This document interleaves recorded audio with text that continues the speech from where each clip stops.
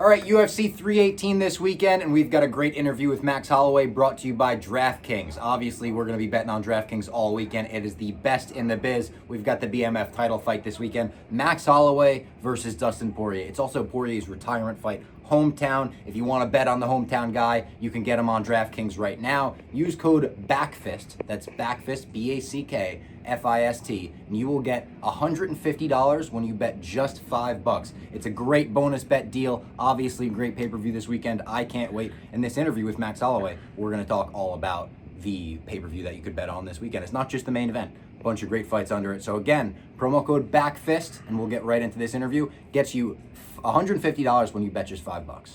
All right, welcome back to the Spin and Back Fist MMA show, ladies and gentlemen. It is Robbie Fox, Big Ev, and Max Holloway. We're about a week away from the fight. Huge fight, obviously. You and Poirier, the retirement fight for him, the BMF title defense for you. How are we feeling about a week out? We're good, man. Can't wait, I mean, you know how these sports go, Robbie. You're only as good as your last fight, so I got to go out there and make everybody forget about that last one. Yeah, does it feel weird going into enemy territory? I feel like even going into enemy territory, I don't know how much you're going to get booed because you're such a lovable MMA fighter for MMA fans, but is it strange? I mean, not really, I mean, I think, I said in another interview, I'm ready to be embraced as the bad guy because this is his last dance. This is where he's from. So at the end of the day, it is what it is. It's just a business. It's just another fight, and I look forward to Saturday night being up here and fighting in hostile territory.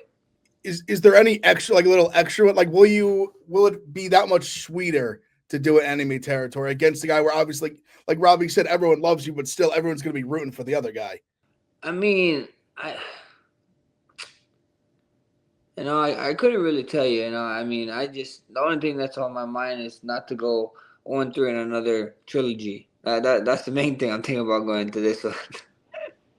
Does it feel drastic going from 145 to 155? Is this a piece of cake for you, the pre-fight week, not having to cut to 145, or is there still work to be done? There's work, but it's a lot easier to make 55 than 45 for sure. Especially for my frame. So I'm just excited, man.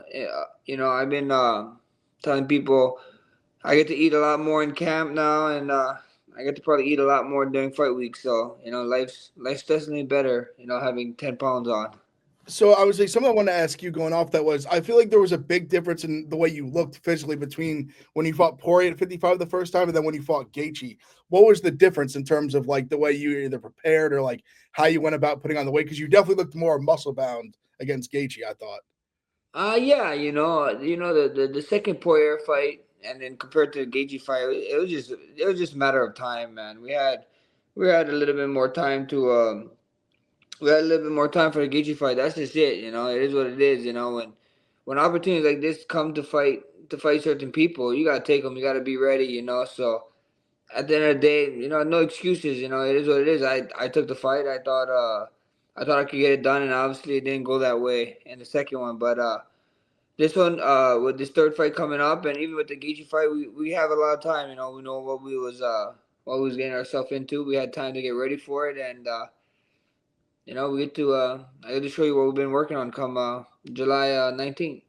Do you see yourself staying at lightweight after this fight? Do you see yourself going back and forth between lightweight and featherweight? Do you have plans, after this fight? I'm so done with 45, bro. I have no idea why they still have me in the rankings there. I mean, it's crazy. I was talking about it with someone else. The rankings make no sense. As soon as Elias said he was coming up, and and that title fight, his name left the rankings. I announced that I was going to 55, and they still have me as the number one contender over there. That which makes no sense. Yeah. I'm totally over. I'm totally over 45 for sure, man. 55 is the goal, and this is where I want to be for the rest of my career. How do you think they should do the rankings? Do you think it should be fighters vote on it? Do you think it should be more select media members? Should it be the UFC brass, like the Dana, Hunter, and all those guys? How do you think it should go? Who do you think should determine the rankings? I mean, it's such a crazy thing, you know. I mean, it's just a biased thing. It's just like we live in a sport, you know. We're doing a sport where one fight, one moment just changes everything, right? So like depending on who is looking at that moment, you know, we might be looking at the same moment, like five people might or 10 people. I say 10 people looking at the same moment, and you know, seven people might look at it one way, and then the other three might be totally different. You know, that's just what it is. You know, I mean, look at my my last 55 fight with Gachi. You know, I had that moment. I did well.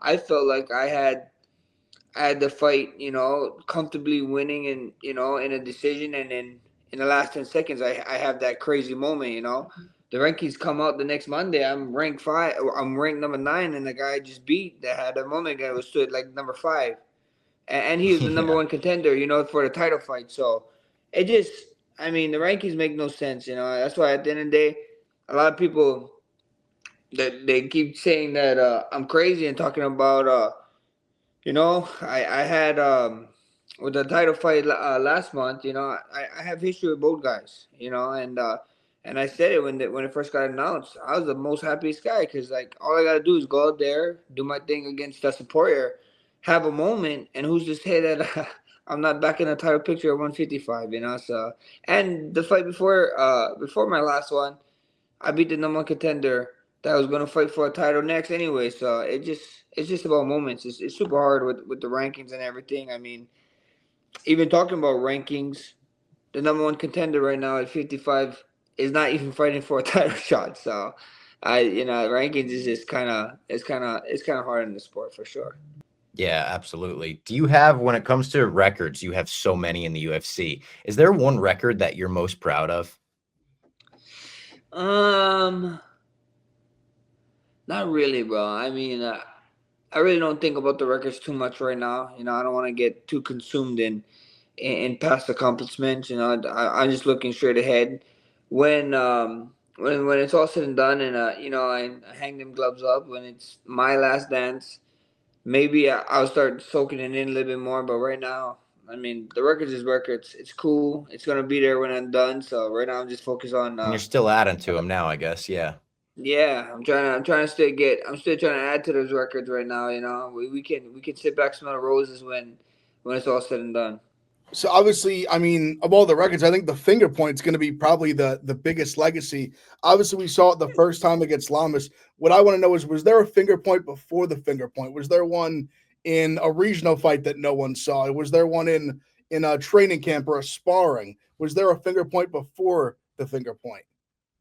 Man, there's a finger point for sure. You know, that's just not something in the moment. I mean, that's something that happens in training camp. You know, behind closed doors, and you just get heated. You know, sometimes you're having a great training session. You and your partner is just getting after it, and it's like, bro, come on, you know, come at me. You know, and it happened many times. It happened many times in training. I can tell you that much. I love that. Have you been gaming in camp or not as much? I know you're streaming on Kick a lot.